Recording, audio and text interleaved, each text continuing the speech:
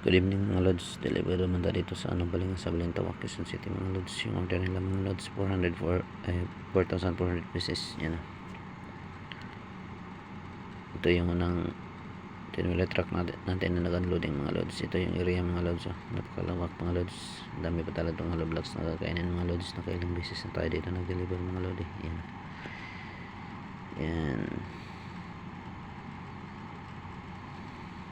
Babaan yung mga tauhan natin mga lods. Yan.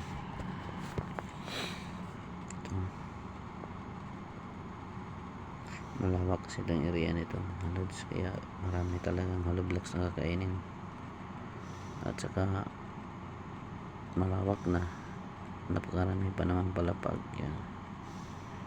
Yan o, ito yung unang tin-wheel truck natin mga lods. Yan o. Yan, ito yung area. Iwan ko na kailang beses na tayo na-deliver dito mga lods. Hindi pa nga naabos yung hollow blocks natin na deliver last time na na-deliver naman, kasi kailangan nila ng maraming hollow blocks yun. Yun yung mga tawahan natin mga lods, babaan sila ng hollow blocks. Yan, sipag ng mga tawahan natin mga lods. Ano pala na hindi lang pala hollow blocks yung deliver natin mga lods. Ito yung isang deliver truck natin mga lods, na babaan na rin sila.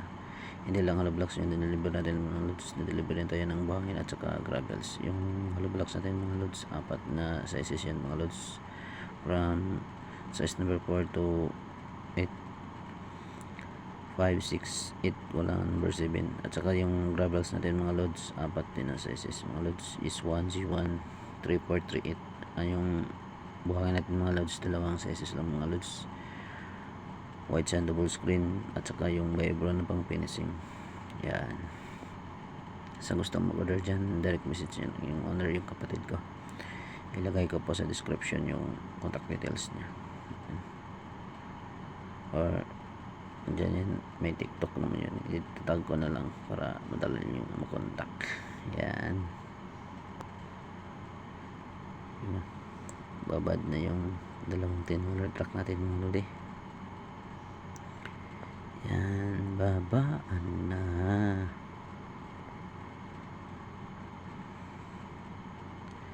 Sa may hardware dyan o sa yung nagplano ng paggawa ng bahay, pwede na kayong mag-message o mag-direct message sa kapatid ko.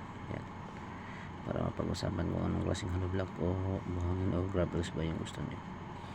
Nakadepende kasi yan sa anong klaseng anong area yung gawaan ng bahay.